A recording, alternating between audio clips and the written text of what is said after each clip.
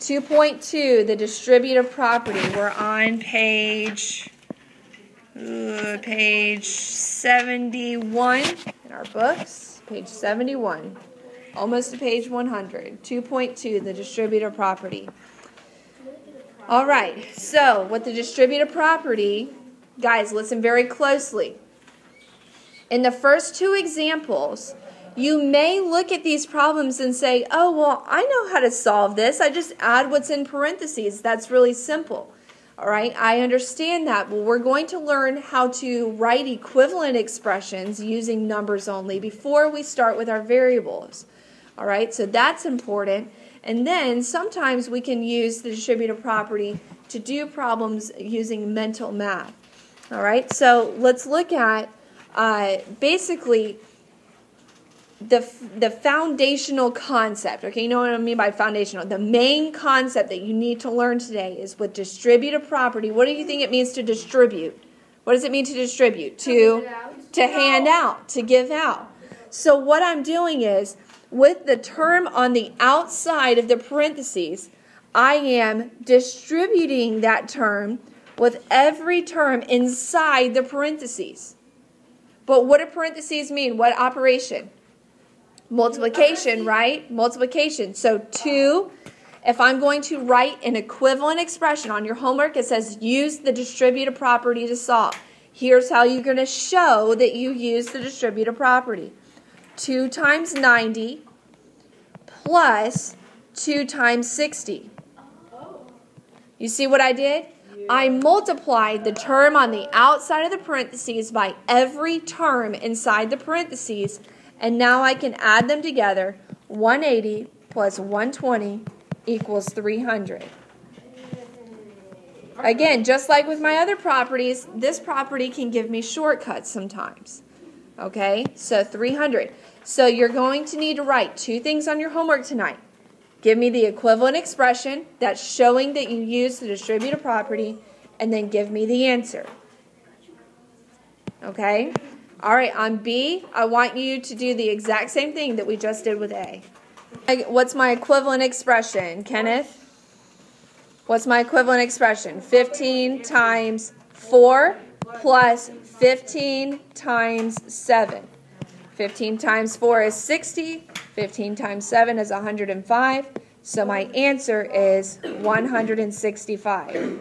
I used the distributive property to solve. All right, same with C. 20 times 9 plus 20 times 3 equals 270 plus 60, which is 330.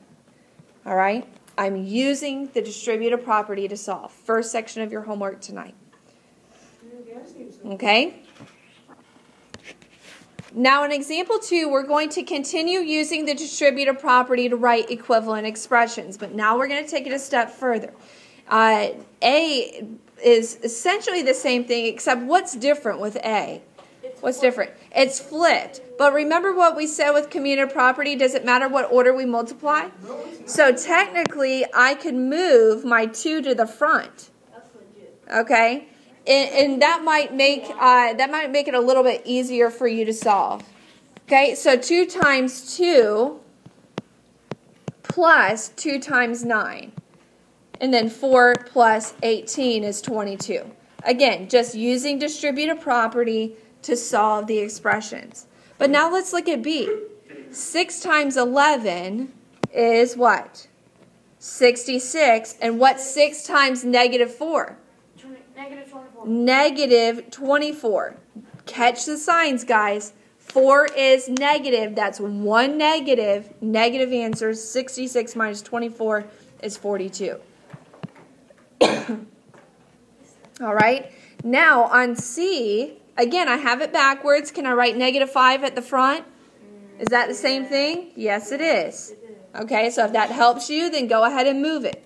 What's negative 5 times 3? Negative 15. Negative 15. What's negative 5 times negative 14? It's going to be, is it going to be negative or positive 70? Oh, positive 70. There's 2 negatives. 5 is negative. 14 is negative. I'm multiplying 2 negatives. That's an even number. My answer is positive 70. I subtract and take. to get 55. All right, you see how the rules are starting to really come together? Adding and subtracting, multiplying and dividing, positive and negative numbers. Now look at these three, okay, on A, B, and C in the second column. Now it's maybe A, maybe you could do it on your own, or mental math, but we're trying to use now the distributive property to solve these using mental math. The whole goal is to break this number down into two numbers that can be easily multiplied. Okay? So, but they have to add up to be that number. So, I could do 4 times 100 plus 4 times 5. As long as these two numbers, 100 and 5, add up to be my original number. All right? Well, can I easily use mental math? Okay, now, what's 4 times 100? 400. 400. What's 4 times 5? 20. So my answer is 420. This is just like the second section of your homework tonight. You must show this step in order to get full credit on your homework problem. I need to see how you use distributive property to break down an otherwise difficult number into two easier to multiply numbers. Again, you're not using your calculators. So what about B? What could you break down 97? Write it on your paper. What could you break 97 down into two numbers that are easily multiplied? Go ahead and try to write it down. 3 times 90 plus 3 times 7. Does everybody agree that 90 plus 7 is 97, right? Okay, so it adds up, and what's 3 times 90? 270. What's 3 times 7? 21. So when I add them, it's 291. Did I need my calculator for that? No. Okay, I can do that in my head. Now look at the decimal. So anytime I have a number multiplied by a decimal, I'll break it down to multiply the number by the whole number, 5 times 2. And how many would be left over? 5 times 9 tenths. 5 times 9 tenths. This might take a little bit of math working over on the side of your paper, but now 5 times 2, that's easy, is 10, plus 5 times 0.9 or 9 tenths gives me 4.5. So 10 plus 4.5 is 14.5. All right? Again, no calculators. All right? That's it for example 2. All right, now example 3 is... We don't need to do the checkpoint. Example 3 is the most important example of this lesson. Now, up until this point, I've even been asked the question, well, why can't we just add what's in parentheses and solve the easy way, right? Well, here's why. Because on your quiz and your test, you're going to have expressions inside the parentheses that you cannot add together. We just talked about this, didn't we? Can we add x plus 7? Are those like terms? No, so I can't simplify what's in those parentheses, and that's what order of operations tells me to do first. So when I cannot, and listen guys, okay, this is new, and this is not necessarily an easy concept to learn, okay, so you need to pay attention. When I cannot simplify what's inside the parentheses, I can use distributive property to get rid of my parentheses. Notice I'm not solving anything because I don't know what x equals. I'm going to take the term on the outside and multiply it by every term inside the parentheses. All right, so 3 times x would be 3x. 3 times 7 would be 21. Don't forget to multiply by every term inside the parentheses. All right, stay with me. Look at B. Can I write my -2 up front to make it a little easier? Yes, I can. What is -2 times n? Negative 2n. All right, I know if a variable stands alone, little side note here, if a variable stands alone, there is an imaginary 1 in front of it. So -2 times 1 is -2. Okay, that's where that idea comes from. Now, what about -2 times 4? What would -2 times 4? Very good, -8. And that is my final answer. I cannot simplify it anymore because a number and a variable cannot be combined. They cannot be added and subtracted. They can be multiplied and divided, but not added and subtracted. Now, on C, what's important here is that I pay attention to my sign. Negative 5 times 2y gives me what? Negative 10y. Negative 10y.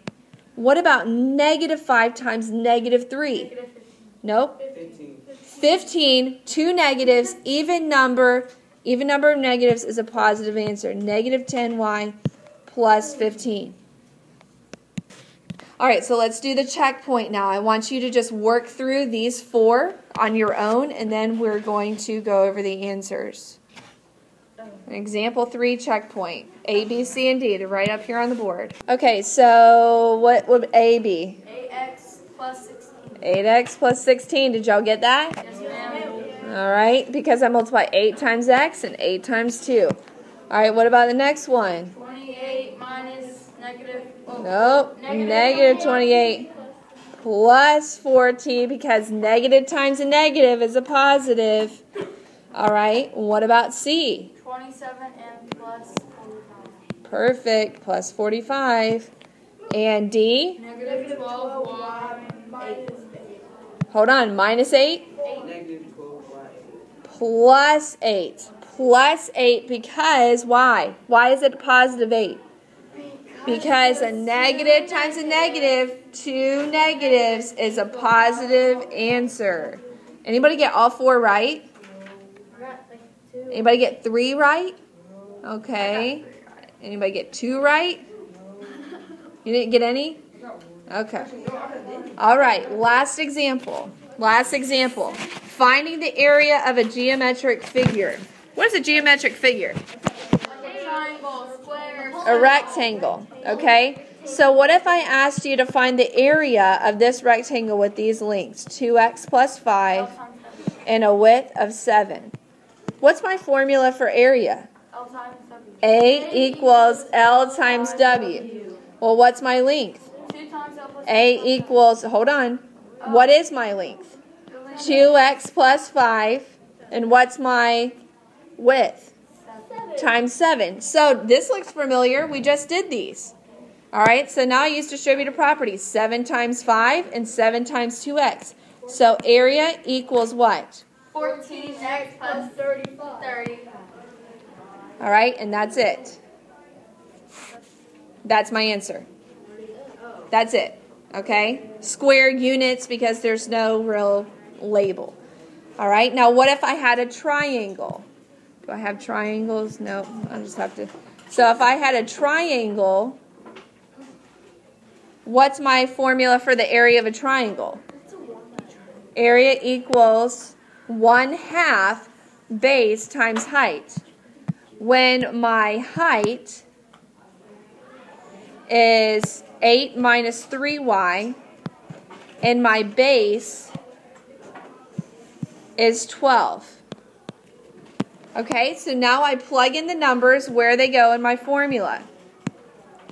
So A equals 1/2 of my base times my height, 8 minus 3y. Commutative property, what do you think is going to be easier to multiply first? 1/2 times 12. 1/2 of 12, right? What's half of 12?